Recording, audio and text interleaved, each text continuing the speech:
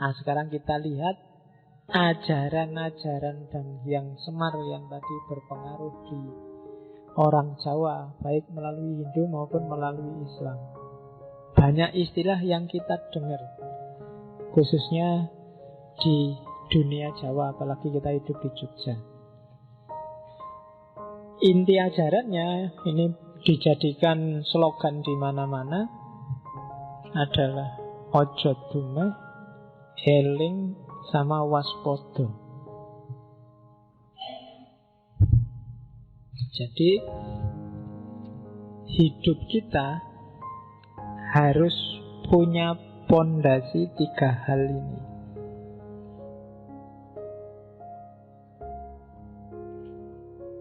Ojo dumeh, eling sama waspodo. Ojo dumeh itu sikap mental, eling dan waspodo itu pikiran. Jadi ojo dumeh itu makna harafiahnya jangan mentang-mentang. Di level apapun, perilaku, kata-kata, ucapan, bahkan termasuk kata hati, bersitan yang muncul di hati. Jangan mentang-mentang, ojo dumeh. Mentang-mentang cakep terus gonta-ganti pacar, nah itu ojo dumeh. Mentang-mentang pinter terus minteri kancane, itu ojo dumeh. Mentang-mentang banyak kan kamu mentang, bahkan kadang-kadang kan kamu jelek aja mentang-mentang. Ya kan, mentang-mentang jelek kayaknya kan, gitu ada kan. Oke, mentang-mentang jomblo kan ada. Banyak loh kamu mentang-mentang itu. Kamu bisa nyari contoh sendiri sebanyak mungkin.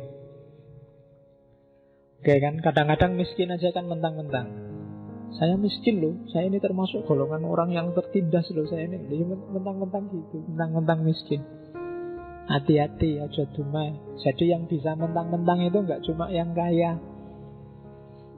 Jadi begitu kamu larut oleh kondisimu saat ini dan kamu jadikan dia modus untuk kepentinganmu yang sementara, itu biasanya sudah dumeh. Aja dumeh. Mentang-mentang ndak lulus kuliah terus, nah itu kan mentang-mentang. Ya kamu teruskan sendiri.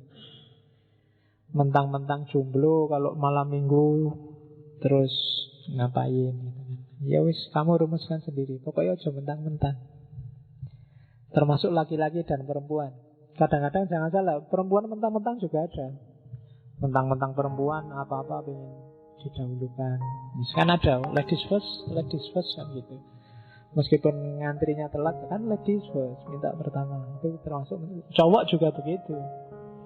Mentang-mentang cowok, banyak sekali contohnya. Mentang-mentang santri, mentang-mentang ikut ngaji filsafat, sekarang kemana-mana ngomongin filosofis. Nah itu termasuk mentang-mentang. Baru ngerti 1-2, wah kemana-mana sudah berfatwa filsafat. Ojo dumeh. Oke, sejauh mana itu dumeh apa enggak, kalian yang bisa ngukur. Karena ukurannya itu tidak bisa materinya, tapi sikap batinmu. Hal yang sama mungkin mentang-mentang di yang satu, tapi di yang satu sebenarnya enggak. Pinjem uang misalnya, karena kamu tidak punya duit terus pinjem uang. Gayamu pinjem uang, sikap batinmu pinjem uang, itu akan menunjukkan kamu mentang-mentang apa enggak. Termasuk ketika kamu ngutangi.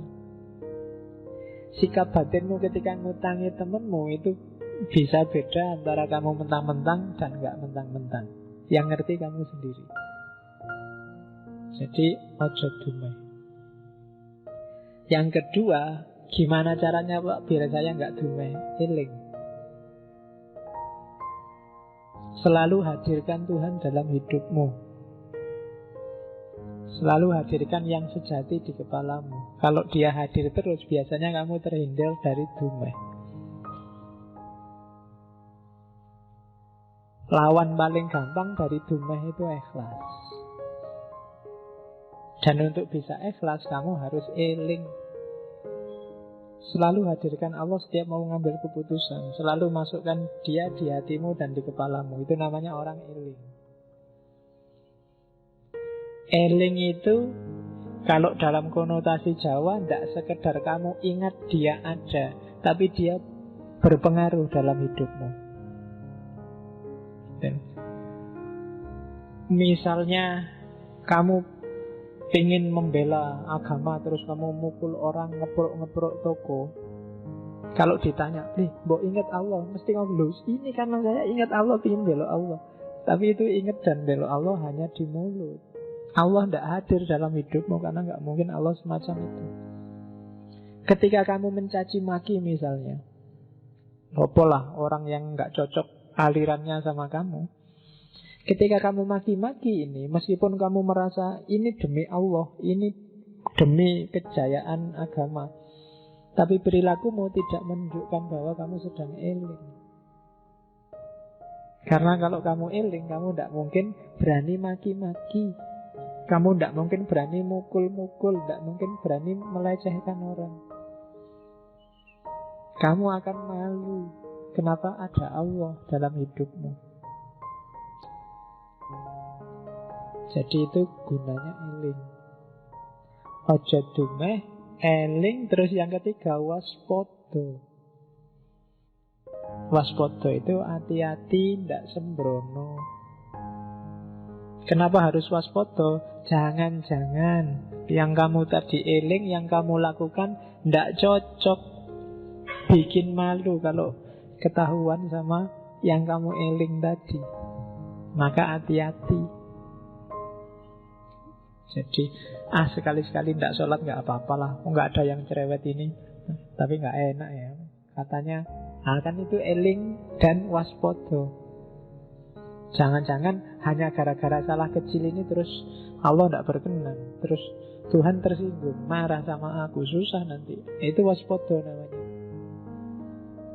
Jadi eling dan waspada itu biasanya satu paket. Orang yang tidak waspada biasanya gampang kehilangan elingnya.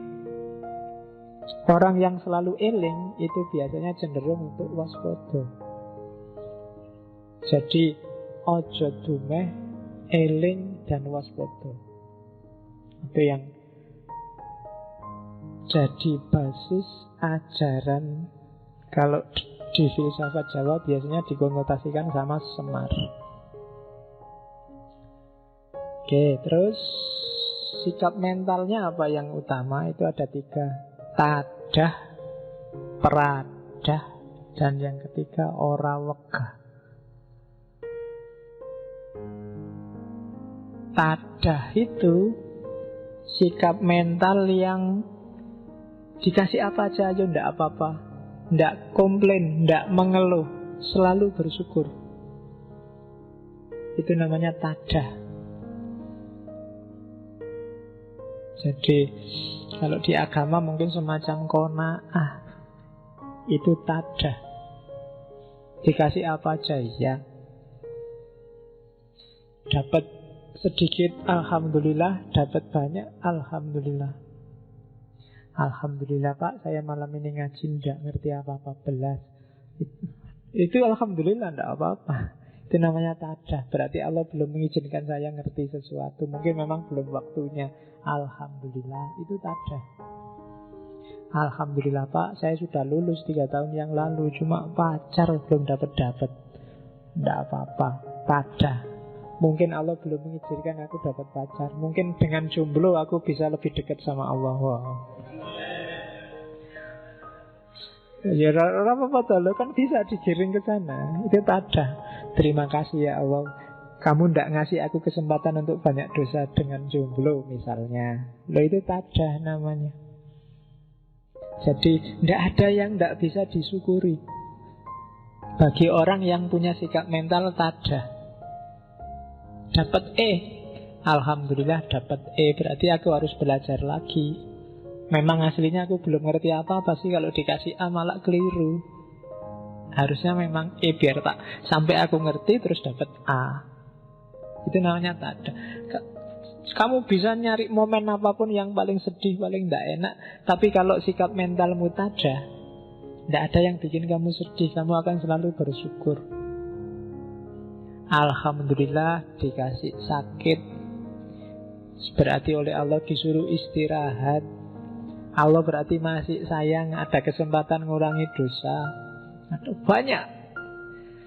Tergantung sikap mental. Tapi kalau sikap mentalmu penuntut dan pengeluh, dapat apa saja kamu akan nuntut dan ngeluh. Kamu lulus kumlot aja kan mengeluh. Buat apa Pak kumlot? Yang penting itu kan besok dapat kerja apa enggak. Apa sih gunanya kumlot? Lu kumlot itu lo mengeluh. Iya kan? Kamu sudah dapat kerja juga ngeluh, Pak kerja kayak gini hasilnya gak seberapa Pak, paling cukup buat makan lah. Kalau besok mau punya istri, punya anak dikasih apa Pak? Ngeluh. Loh itu sudah dapat kerja, apalagi kalau kamu gak dapat kerja. Yang salah bukan dapat kerja atau enggak, kumlot apa enggak, tapi sikap mentalmu yang keliru. Maka katanya Semar harus tadah. Tidak ada yang nggak bisa diambil hikmahnya, tidak ada yang nggak bisa disyukuri. Itu sikap mental. Yang kedua prada. Berhadapan dengan yang atas tada, dengan horizontal lingkungan sekelilingmu itu prada. Mentalmu adalah mental memberi. Jangan punya mental minta-minta dan mudah menerima. Kalau di agama, tangan di atas lebih baik daripada tangan di bawah. Itu prada. Memberi nggak harus uang, ngasih nggak harus sesuatu. Minggu lalu kan di Krishna itu bahkan senyum pun sodako. Prada. Apa yang kamu punya kasih ke orang lain. Yang tehnya masih ada, sebelahnya sudah kosong gelasnya, boleh teh mas. Nah, kalau temennya nggak malu kan, ya sini tak ambilnya gitu. Nggak apa-apa, itu namanya prada. Jiwanya jiwa sosial. Jadi kalau sama Allah menadahkan tangan, sama lingkungan sekeliling ngasih, sama Allah tangan di bawah, sama manusia yang lain tangan di atas. Jangan dibalik.